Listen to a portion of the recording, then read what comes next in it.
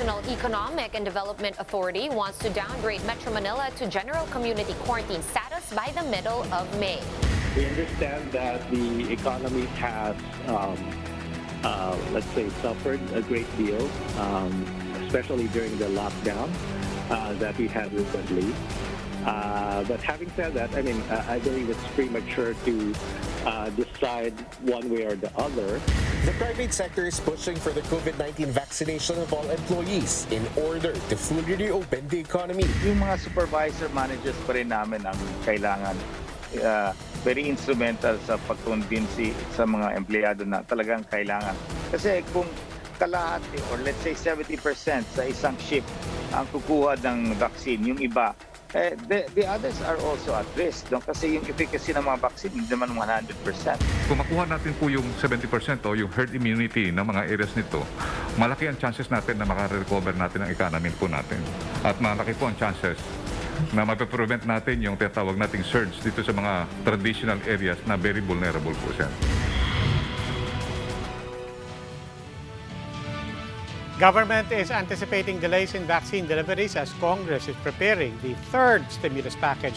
Will Filipinos recover from the effects of the pandemic as the lockdown continues? We discuss all of these in this episode of The Chiefs.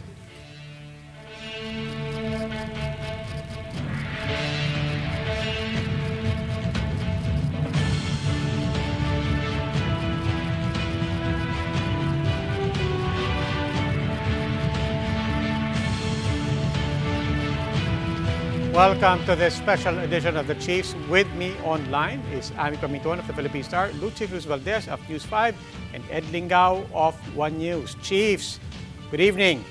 Good evening. Good evening, and may the 4th be with you. Ami, the 4th nga naman. Oo nga, no? Oo nga, no? Ano ba? Ami, what are we looking at on May the 4th? Ay, marami. Una yung divorce. Kanina pinag-uusapan namin. Divorce. Walang forever kahit sa bilyonaryo, no? Na-fixate ako, oo.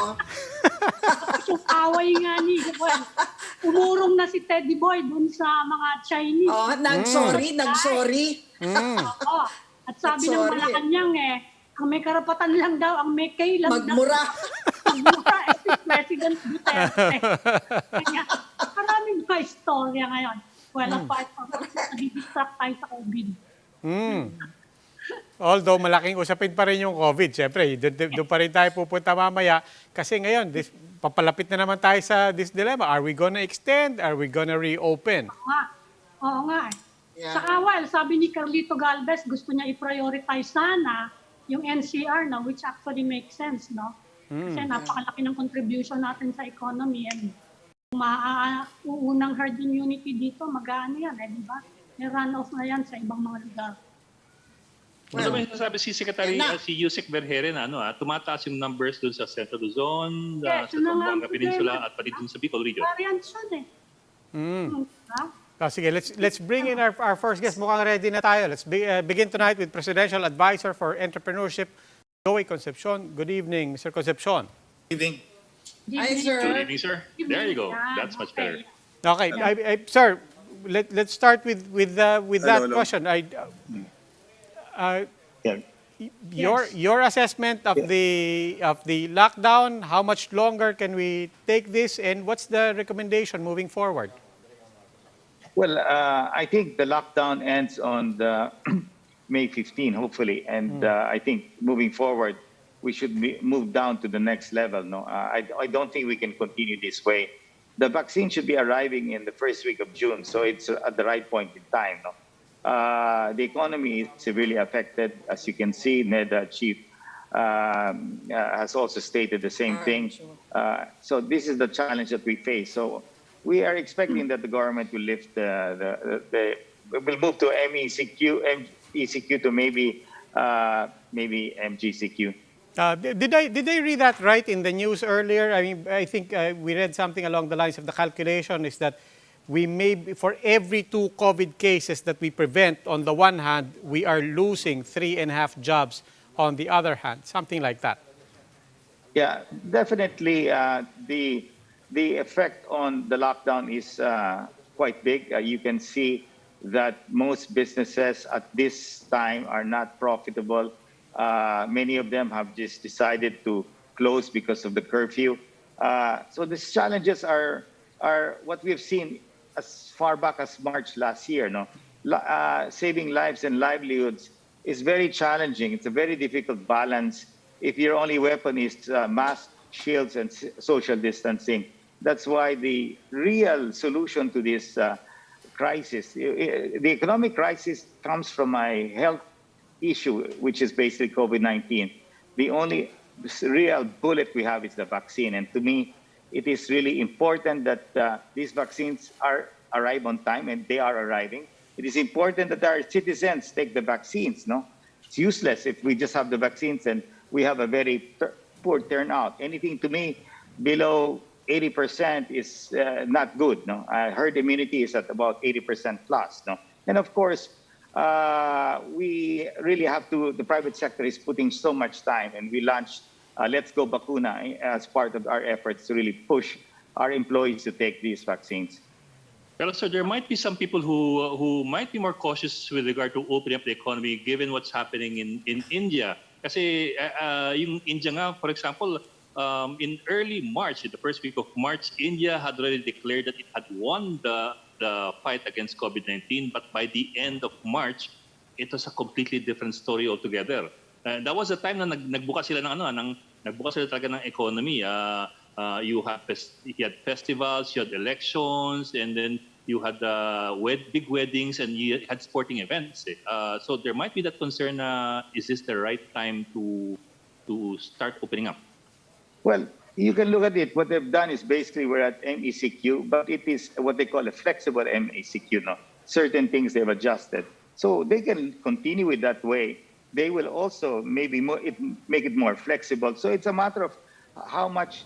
I mean, the definition can always be changed from MECQ to MGCQ. I mean, it's right now MECQ flexible, no? So they can make it more flexible 2 weeks from now. But eventually, I mean, I agree that this next 15 days is very important to really push the infection level down, no? Because the vaccines are arriving, which is important. So it's like a handover, no? So on June, we have 17 million doses that start to come in. No, not all of them at 1 month, but moving towards the next 6 months. The private sector is ready to implement. We have already hired the logistics providers. That's Wellig. We are now, it's companies securing their own third-party group that will implement the vaccination of their own employees. No, so that is all being laid out now together with the government. All of these vaccines, including Sputnik 5, this 15,000 here is just for testing. They have a big order of 20 million. So, yes, I mean, what can I say? No, it's very difficult. I mean, you save lives, you affect livelihoods. You save livelihoods, you affect life. So that's why whatever they decide is fine with me. What we have to put our minds into is that the government really should be is helping us. No, I mean, DOH is helping us, but we have to have greater flexibility on the part of the private sector in our vaccination program. No? And we've met the NITAG group together with DOH, convincing the doctors that please give us the flexibility in implementing our vaccination program. No? Mr. Concepcion, Secretary Carlito Galvez says that the NCR plus and other high-risk areas should be given priority in the vaccination. So with all these vaccines arriving, you think this is a good idea? Are you supporting? Definitely. I'm very supportive. Nag-freeze. Nag-freeze yata si Yes, Secretary nag-freeze Concepcion. siya. Yes. Okay. When Secretary Concepcion was talking about vaccines arriving the first week of June, he was talking ba about the private sector We vaccine? must win the war. Ito na yata siya ulit. Sir, you got cut. Mr. Concepcion, yeah. May we ask you to repeat because you just Yes, got no, cut. Yeah, the question was about focusing the vaccinations in NCR. Do you agree with that? Freeze na naman yan. Wala, we'll have to try to have the connection re-established. No, pero yun nga. Pero interesting din, no? Parang yung premise din na ang baba pa rin. Even in the private sector, they're anticipating yung vaccine hesitancy Baba. mataas pa rin. Yeah. 'Di ba? Parang 60% lang. Yung hesitancy mababa pa rin, yes, mga yes. 60% pa lang ang in their survey, 60% lang ang willing to get vaccinated. So but- there's still a lot of work there. Yeah. Although may story Yes, Tina, but na there's been improvement. There's improvement, 'di ba? Pero ano pa rin. Yeah. lalo na yung dumating yung Kasi- Gamaleya kanina, yung story, di ba? Yes. Kahit- Di ba nagkagulo pa sa Paranaque? Yes. Plus, tsaka sa Marikina, sabi ni Mayor Chodoro, actually, talagang pinilahan ulit nung Yes. binuksan ulit yung Sinovac. Talagang ang dami raw talaga ang problema, supply. It's not so much anymore the hesitancy. Although baka sa NCR lang yan, baka mataas yung hesitancy pa rin sa mga probinsya na hindi masyadong Yeah, well, nakikita yung danger. okay, no? Okay, nandyan na uli yata yung ating guest. Sorry about that. Yes. Yeah, Mr. Welcome back, Concepcion, sir. we'll ask it again, that proposal of Mr. Carlito Galvez to prioritize the NCR and other high-risk areas for vaccination. Yes, it's that. As I mentioned, we focus our donation to the government. He asked us where do we want to focus his donation to the national government. We told him it's NCR Plus. No? The importance of winning the war in NCR Plus, to me, is very critical. That's where the entire economy, the 70% of the engine is in NCR Plus. So this is where the battlefield is. We got to win NCR Plus. We have to both bring down the level of infection, and we have to eventually open the economy. And then hopefully, and that can be done only with it's like in war, no? You focus your artillery where the enemy is. And I think he's correct. He's a general, and so he knows warfare. I'm sure you've heard about Congressman Barsaga's bill to make vaccination mandatory. Do you agree with this? What's your take on that? Yes, I do agree, but not immediately. I think let's give our employees a chance to make that decision voluntarily. If the turnout is below 70%, I think the government should take that seriously. I don't think if we are at 60% that will want to take the vaccine, we will not reach herd immunity and more people will suffer. I think every Filipino must realize that this is not a normal flu vaccine. We are taking a vaccine that will save this country. We are right now in a very difficult situation, health-wise and economic-wise. So we have to solve this health situation to get out of this economic problem.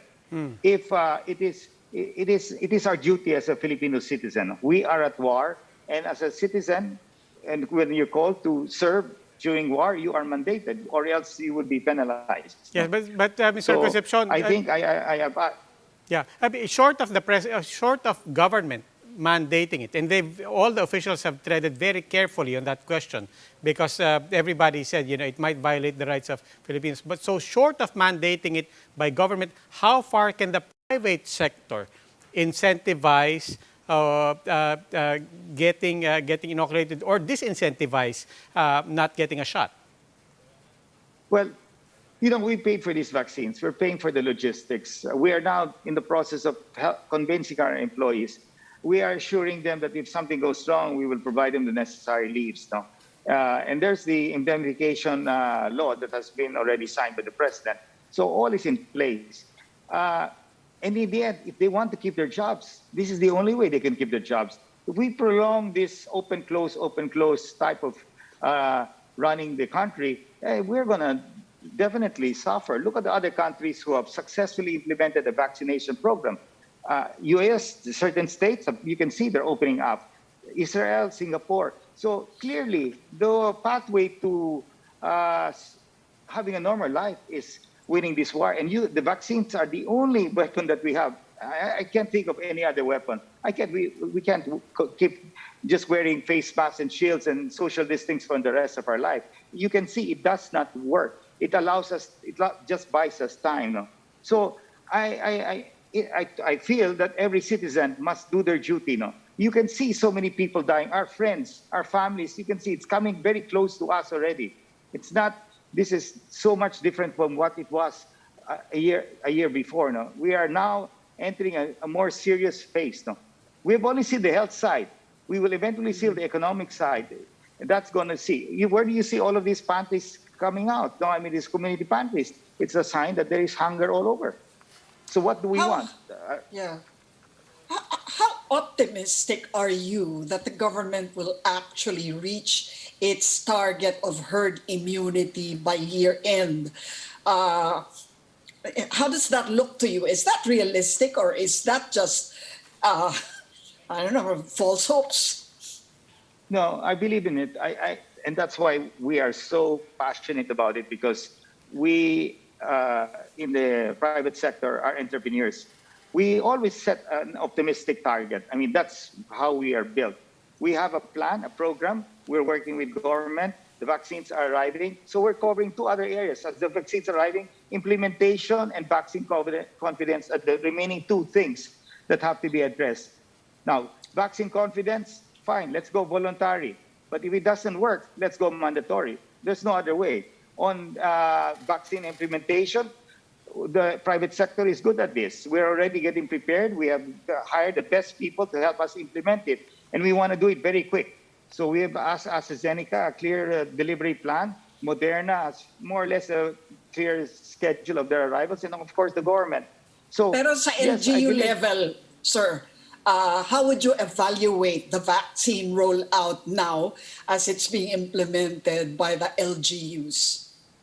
Well, I took my vaccine in Pasig City, and I was pretty impressed with how fast they moved. No? So I think, considering that we're in the learning stage and the vaccines are going to start coming in, I think the private sector also is setting up vaccine centers. And many of them, Ayala, SM, Robinson, and all of them, they're going to work with the LGU, they're going to work with the private sector. We have, I think, 200, different companies who are in the implementation stage of the vaccination for employees. No? So they have filed for the approval with DOH. So I think everybody's focused here. No? The third quarter is critical to me. I mean, this is when the arrivals come in. This is when we start vaccinating our people. We will, if we fail, to me, June onward are the critical point. Your last quarter is your turning point, because that's Christmas spending, election spending, and stimulus will start to kick in. So I believe that we have a chance. There's a great, there's some light at that end of the tunnel. No? The more we succeed in our implementation and our confidence with our employees, then that light becomes bigger. The banks will start to lend back again, the entrepreneurs who need to recapitalize. You should see, I think what we have to do is we have to give hope. I know it's some people feel that it's not there, but we have to still give hope to our entrepreneurs, because if we don't give hope, they'll just give up. And that's the worst thing. When people start to give up, then all hell breaks loose, and we will have a very, very challenging country too. And I don't know who the next president will be. He'll have a hard time. So we have to succeed. We cannot fail. That's what I'm trying to say. Sir, if you tweak the equation, you can reach herd immunity much earlier than the end of the year. Kasi when health professionals talk about herd immunity, they really are talking about communities, not the whole country. For example, in the case of Metro Manila being the epicenter, if you target Metro Manila first to reach herd immunity, that addresses a whole lot of other secondary problems. So if Metro Manila with 13 million people, 7% of that is 9.1 million people. So that you can get that faster, and then the other regions can follow suit. That is correct. And that is our goal. And that's why our focus is in NCR. That's 13 million people. The AstraZeneca doses alone, that's 70 million divided by 2. That's about 8 or 9 million already on just AstraZeneca. So the idea is to pour these vaccines here.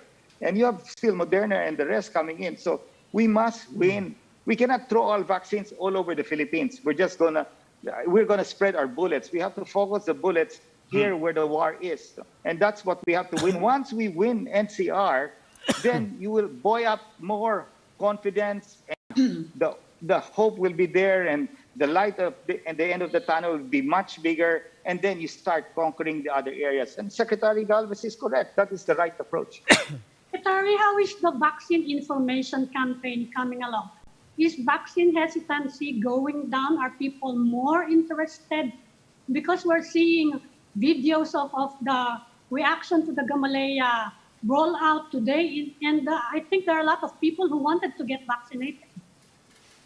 Yes, because Gamaleya is a fantastic vaccine. No? It has a very high efficacy using not the old technology, not the new technology, but the old technology. In fact, I was asking Secretary Galvez if he can allot some for the private sector, but he said it's already committed to the different LGUs. Definitely, Gamaleya is just as good as Moderna and Pfizer. No? So, I mean, and that's why many people want to take it. I think the execution will come and improve as we have more vaccines rolling out. No, I'm confident that our mayors are smart and they're aggressive and they know how much this means to our country and their own city. No, I mean the revenues in their respective areas will go down and they will not be able to run their respective cities properly without revenues. Mr. Concepcion, I think people will listen to your optimism and your confidence, or for that matter, your hope, however you want to put it. But it is predicated on a very big factor, which is vaccines being here. A lot of people will say that's precisely where my pessimism is coming from, because I don't see the vaccines yet. But I'm wondering if you're watching the supply side of the vaccine equation on a global level, because Father Austriaco was just here a couple of weeks back, and he's saying you should anticipate a surge, if not an oversupply, of vaccines sometime in the third quarter, especially as the United States emerges from its own vaccination program. What are you tracking on the supply side of vaccines? What are you anticipating as the United States achieves herd immunity? Are you, in fact, is that what you're, beyond our own orders, are you anticipating a surge in supply suddenly? Yes, that's possible because America is doing quite well. And you can see, I think they've released the AstraZeneca vaccines, I was told, to India, what they had. No? So Moderna has cleared the delivery plans. There's some arriving on June and the following month. So, I mean, I'm basically focusing on AstraZeneca arrivals. Ricky Razon is the counterpart for the private sector for Moderna, and I'm helping with Novavax and Covaxin. So we are watching this because the private sector has put huge orders in these vaccines. And we have a stake here. No, I mean, not only that we want to open the economy, we want to get this country back, moving. And I'm very optimistic that America will eventually release their vaccines because they're now in a much better place, and the other countries as well. And in the year 2022, of course, as predicted, there will be more supply than demand. No, so but 2022 to me is too late. The game is now. We gotta win NCR in the remaining months of this year. No. How soon okay. do we So expect the orders of the private sector to arrive? By May, can we expect anything? No, the orders of AstraZeneca, 1.3 million will arrive on June, and every month thereafter it will keep growing and growing. And we're tracking that. I am expecting the delivery dates to be set to us soon because every company, close to 550 companies, are already contracting with implementers of the vaccine. We already contracted and signed agreements with Zwellig. And likewise, Moderna, private sector, they've done the same thing, and the remaining Novavax and Covaxin. So we are already in the implementation stage, getting ready to go. No, our remaining issue really here is vaccine confidence. No, so we've launched Let's Go Bakuna. We're trying our best to really convince our employees. Though that element of employee acceptance varies depending on company to company. But we will see in implementation how many people would really want to take the vaccines. But right now in our own company, we're at about 75%. Okay, Mr. Concepcion, how fast do you think will the ordinary MSME be able to pick up, say, if we achieve our targets by year end? Will we be able to normalize business activities or even productivity by, say, in 6 months in 2022, especially going into elections? Not quite, because we have to really see that as you see in America, as the infection level goes down, they gradually open up the economy much more and people start going out, and they're now in certain areas open restaurants, etc., etc. So, but you have to see that trend moving. We have to see the implementation, the arrivals that really come and arrive. I mean, God forbid that there will be no more delays. I mean, and number two, we have to see the private sector implement. I'm fully confident that private sector will implement very fast. I'm also confident that the LGUs will implement fast. But we've only seen 500,000 doses come in, no, 1 million. Now let's see this at 2 million, 3 million a month.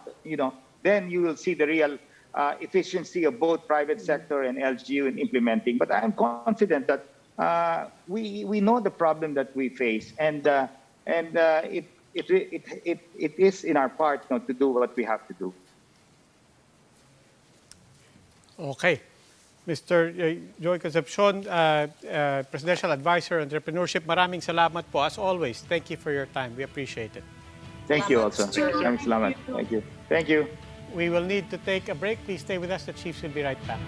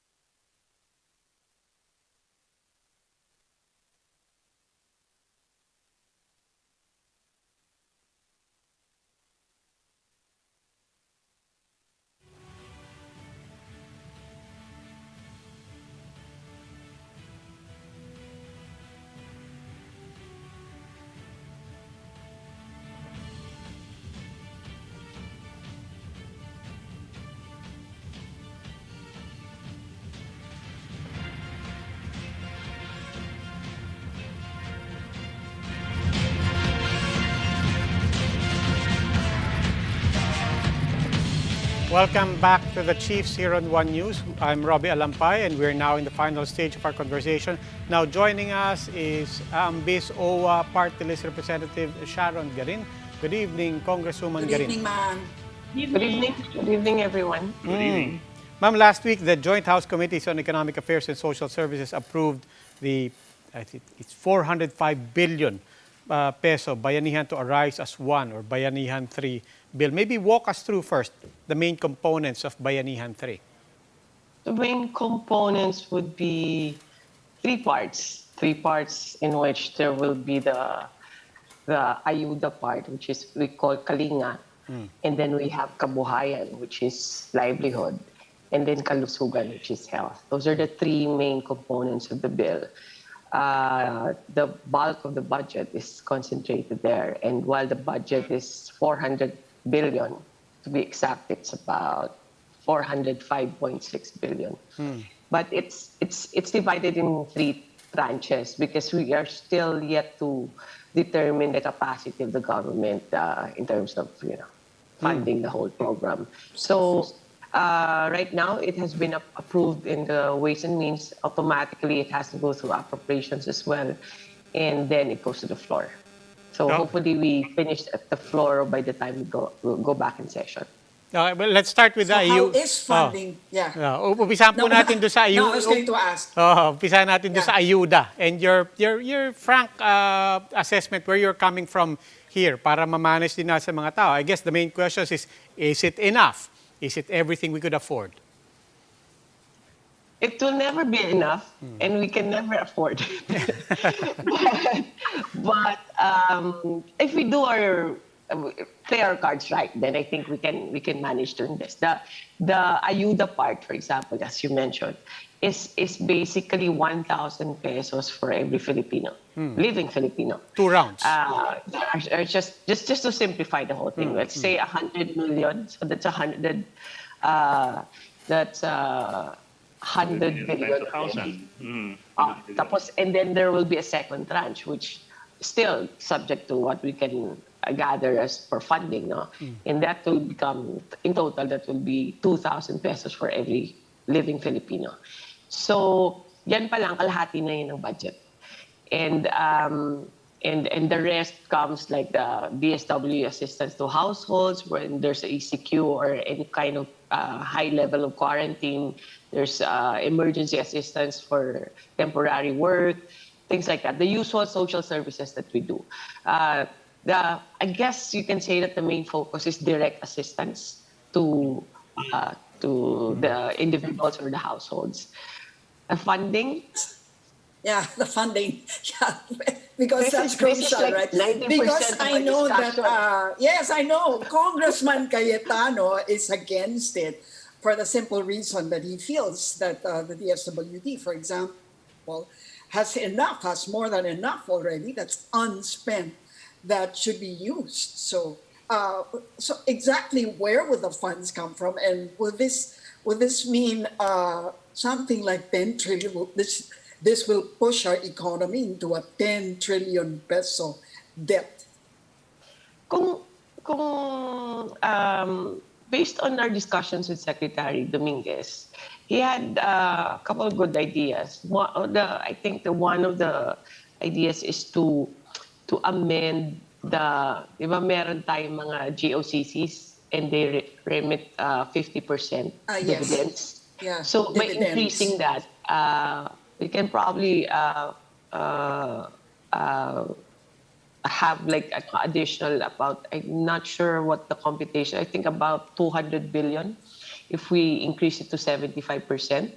And then if we assess the budget of the government in terms of yung mga unnecessary, kasi di ba, included in the budget usually are uniforms, travel, conferences, or any other unnecessary programs and activities, then that could also be a source of funding. And in the Bayanihan 3, again, which we also provided in Bayanihan 2 before, was to allow the government to get loans from the BSP. Congresswoman, you mentioned one component of the Bayanihan is kalusugan, health. Can you give us more details about it? What exactly are you planning to do? Kalusugan does not include vaccine because vaccine is supposedly in the 2021 budget already.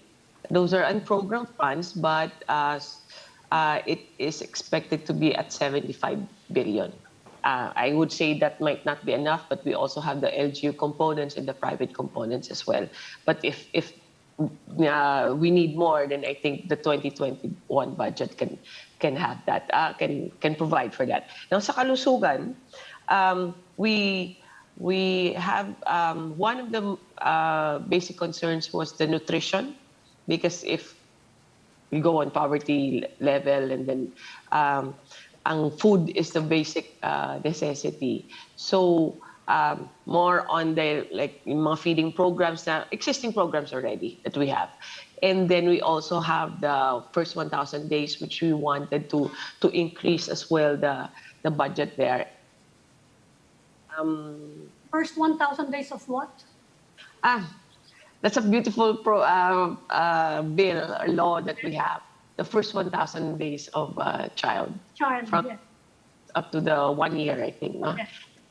Because if you want a healthy and productive and intelligent population, you need to have those first 1,000 days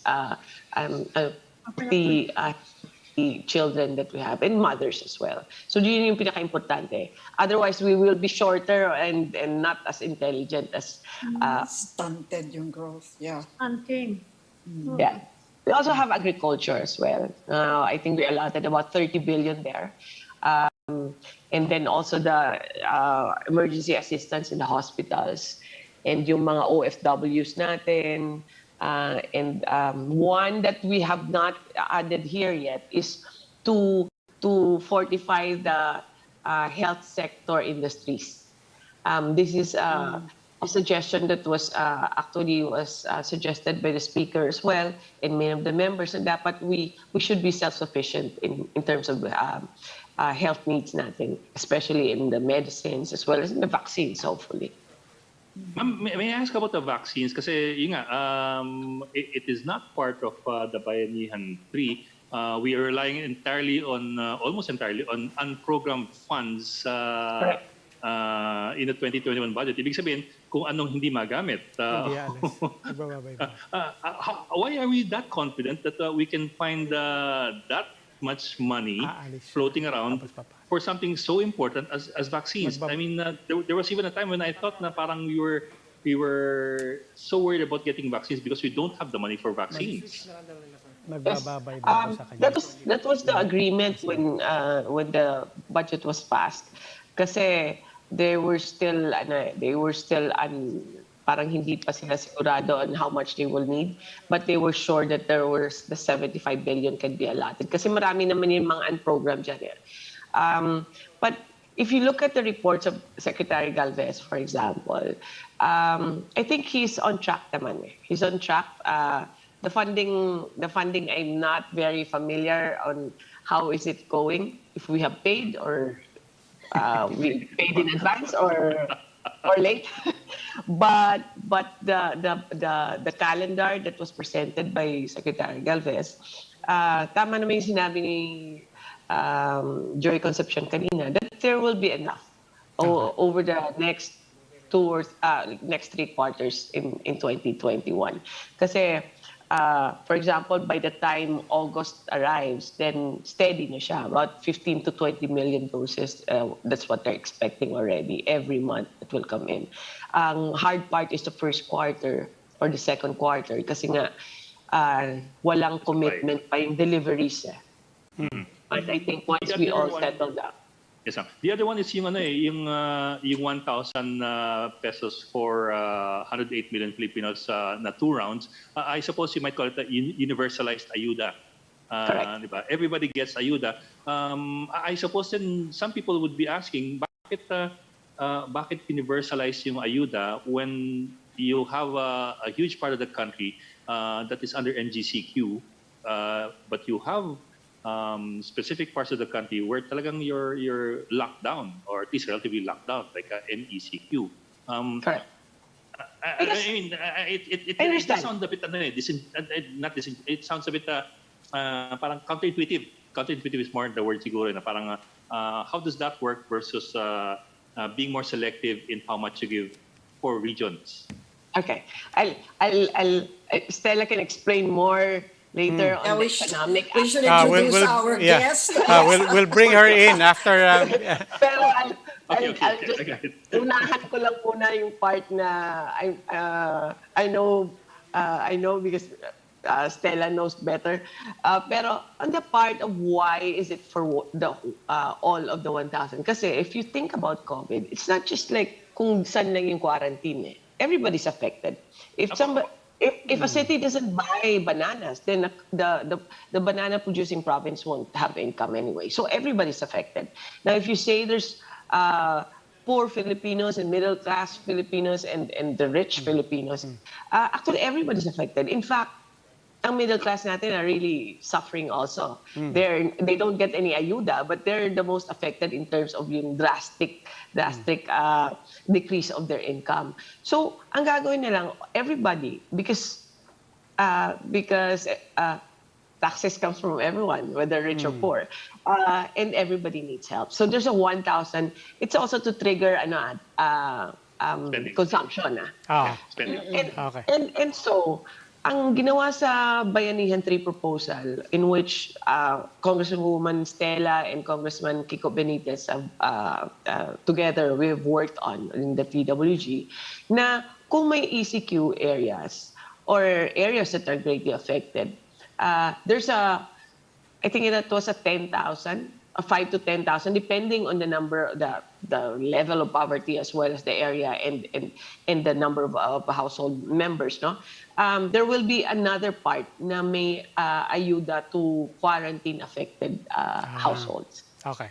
With that, we'll bring in Marikina Representative Congresswoman Stella Kimbo. Congresswoman Kimbo, are you there? Yes, Good evening, hello. ma'am. Good Hi, evening, ma'am. everyone. We'll Good let evening po. we'll let you jump in. Bakit hindi socialized? Bakit makakatanggap si Ed Oo. ng 1,000? Kumbaga, Actually- bakit pareho manatanggap namin ni Jaime Isabel de Ayala? Kumbaga. Ah, No, let me explain. It's actually progressive. And let me Okay. explain that. Yes, ma'am. So, first of all, COVID affected everyone. It's the great equalizer. Whether rich or poor, COVID affected everyone. All right? So that's the basic premise here. So everybody needs help. So what's the simplest way to actually provide help, right? And so Speaker said, we've learned from the SAP under Bayanihan 1 and 2, ang laking problema, yung pag binibigyan ng selection power ang mga nagdi-distribute.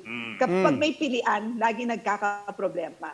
Wala pa tayong national ID system. We don't have a proper list of people.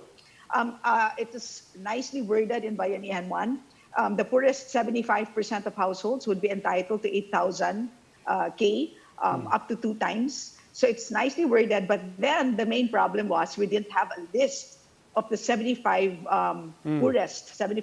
poorest households. So Speaker said, 2 things. Let's make it very simple. And number 2, let's make it inclusive.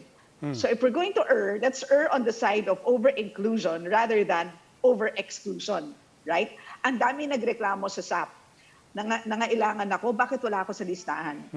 Right? So again, we wanted to avoid that. Okay, so the simplest solution, 1,000 per head for budgeting purposes. Why did I say earlier that it is actually progressive? Turns out that although the average family size is 5.2, the richest family, the average family size is It's about smaller. 3, a little over It's 3. smaller.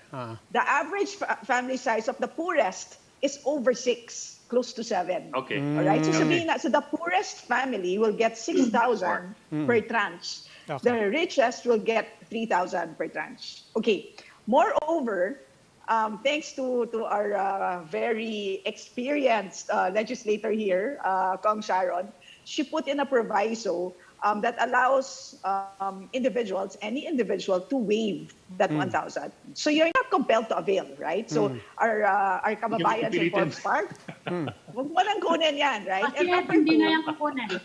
Huwag din ang kunin yan, ha? And number 2, ang distribution Shame natin. campaign dapat yan. Tulad ni Ed. But Congresswoman, quickly lang, if Sa public schools, diba? but Congresswoman, very quickly, if I waive it, for example, if I join that program, that goes back to the National Treasury, or is that allotted to another family? No, so what we did here, again, thanks to Kong Sharon, we added an extra proviso. If there would be some excess amounts because people waive, those excess amounts will be realigned into another ayuda program. So again, let me explain. No, the proposal is there's a base ayuda for everyone. Meron tayong sana all ayuda, right? What's the philosophy? Everybody got affected by COVID. On top of that, there are several other layers of ayuda, and you would be able to get that according to your needs. So if in case your family got COVID, meron kang additional 5 to 10,000 pesos. All right? Number 2, if a member lost his or her job, you can avail of unemployment assistance through Doles Tupad. That's an additional about 5,000 pesos. If, for example, you needed help when you went to the hospital, meron pang medical assistance if you're an indigent patient. If you are, for example, a hog raiser, badly affected by ASF, there's assistance for the agri-fishery sector. So nag-add up siya, and there's no limit as to how many times you can avail of these special assistance programs. So that's how it's structured. So tama naman, no, yung may observation, teka muna, it doesn't seem so equitable. But actually, that's actually how it's structured. Hindi lang siya masyadong halata. But it's really, kumbaga parang community pantry yung philosophy. Batay sa pangangailangan. Di mo naman kailangan, wag mo nang kunin. Pero kung nangangailangan ka, maraming layers of ayuda that will be made available. Kunin siguro yan ang karamihan, Congresswoman. So how do you plan to distribute this universal ayuda? Kasi the last time, ang gulo-gulo ng distribution. Rumble. Yeah, magulo Well, yes. ang dami-dami at saka ang dami pang may pinasukan pa ng corruption. This time, are you changing the distribution mode? Or how is it going to be given away?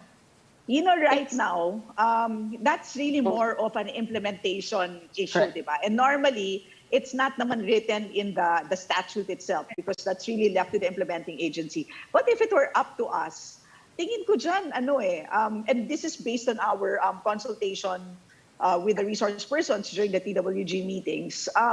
Alam mo, mas okay naman yung SAP na concept na ida-download mo yung funds through the LGU. Pero tingin ko, ipapasok natin yung mga barangay captains to help validate the lists. Kasi right now, ang magiging basic listing natin is really the census. And tamang-tama, lalabas kasi yung latest census, hopefully this month. So we have a new census, so that's a basic list. Pero syempre, mobile yung population natin eh. Maaaring botante ako sa Marikina, pero naabutan ako ng lockdown, napunta ako sa Laguna. Dapat, huwag mo na akong pupuntahin sa Marikina para kumolekta ng 1,000 ko. Dapat, pwede na sa Laguna. So, dapat may ganong klaseng vetting, and that kind of vetting can be done by the barangay captains. Kasi kilala naman nila yung mga tao nandun sa lugar nila. So, tingin ko ganon. Merong identification of beneficiaries na mangyayari at the barangay level. Pero ako, if you were to ask me, tingin ko ang distribution pwede pa rin at the LGU level. And how long does... hopefully, this is the fourth time that we're doing it. Practice makes right perfect. Sana naman, mas okay na on the fourth time. Yung tanong ko, how long does that take? How long should it take? The distribution? Naku, kung tinanong niyo kami ni Kong Sharon, It all depends on availability of funds, but also ang listing kasi it will take time kasi ang barangay level prepare pa and then consolidate sa munisipyo and then the provincial level para para walang double cropping. Ma'am, kasi yung Holy Week ayuda po hanggang ngayon hindi pa tapos, hindi pa 100% na ibibigay. But remember we have to rely on the workforce that we have. Nandiyan yung mga barangay officials, nandiyan yung mga municipal officials, and we cannot just say na, di ba, corruption is there, but we have to get it as fast as we can. There will be a risk on that, but yes, we need to rely on it. Kasi the first time, pinailan ng kaso ng corruption yung mga barangay captain mismo. Kaya nga, ayaw nga ng iba. Ayaw nga ng iba. Corruption goes all the way down. Okay, so ma'am, why is there a provision of 54.6 billion for pension of retired police and military? Why is that part of Bayanihan? Well, two points. First is, it was a request by the DBM because if you recall, that was slashed from the 2020 budget. So it's something that we owe the soldiers, right? So it really needed to be funded. But number two, more importantly, the soldiers are also our frontliners. No, so they are also part of the frontliners. Ang bayanihan natin, bayanihan 1 and 2, meron tayong mga talagang provisions that would ensure the protection and proper compensation of our medical frontliners. Pero ang tingin ko, medyo kahit paano, kailangan din natin alagaan yung moral ng ating uniform personnel. And one way to keep the morale high is to let them know that, once you retire, don't worry, you're taken care of. No? So I think, malaking bagay din yan, in terms of keeping their spirits high and making sure that they do a good job. Pero kasi malaking problema yung nurses ngayon. And in fact, one of their cries is that buti pa raw yung mga police, military, buti pa raw yung teachers, nataasan na mga sweldo, sila na pag-iwanan. And it's a fact that in private hospitals, nurses are paid dirt cheap. Let me just add. Let me just add to that context. Parang I don't think anybody will dispute if you've earned your pension, you earned your pension. But I think the other question is, what about people with counterpart problems? no, from other sectors. Nurses obviously being one of the obvious things. They're frontliners. Their morale is very, very low. And basically their question is, paano naman kami? And then add to that, adding that, these are pensioners, not to be like, but they're retired. In the meantime, the frontliners, the nurses who are actively not only demoralized, but are still in the front lines every single day, they will say, I understand them, but I'm in the middle of the emergency right now. Yeah, and you need me right now. But you have to remember though that why was that removed or hindi na include yung budget nila? It's because also of COVID. So it was supposed to be there previously. Kaya lang nung nagre-reshuffling na ng budget, affected yung fund nila. So DBM, it's a commitment of the government. And so that's why DBM had to find a way to replenish that, no? Pero ang ginawa namin sa B3, sa Bayanihan 3, is put it in the second tranche. Kasi unahin muna yung ayuda. It will start in the latter part pa. Kasi we had to make priorities eh. So, but yes, everybody has problems, but ang isa nito kasi it was already committed actually last year or 2 years ago pa nga sana to eh. Kaya lang nawala siya sa budget because of COVID. So it's really a statement lang of something that was removed earlier. Yeah. Ma'am, since we've already talked about the nurses, let me bring this in rin kasi last week nag-viral yung isang reklamo ng isang nurse dun sa kanyang SRA, special risk allowance. From September to December, ang natanggap niya was 680 pesos. So more or less mga 200 pesos plus, mga 230 pesos more or less per month yung kanya nakuha based on Bayanihan 2. It turns out kasi na very specific yung pagbayad ng special risk allowance. You only get paid for the day that you serviced a COVID positive patient directly. I'm wondering if any adjustments have been made in Bayanihan 3 with regard to benefits like these. We have we have reinstated that, but I think we need to Check on the implementation. and also review the version just to make sure that doesn't happen. Kasi one complaint po that they have is, for example, if they service a COVID patient, they then are required to go on quarantine, and the quarantine is not paid. Parang isang araw ka lang talaga sa isang buwan, no? 2 araw sa isang buwan makakapag-claim ng SRA. Yeah, it should be included. I will take note of that because this is still a long way until the approval. But yes, that's a very, very good point, which will correct with the wording also in the Bayanihan 3. Okay. How soon can we expect passage of this bill? Timetables.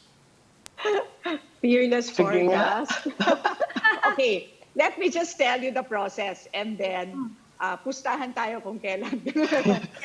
So, okay. Ayun na, ilang beses na kami natalo dito sa mga pustahan eh.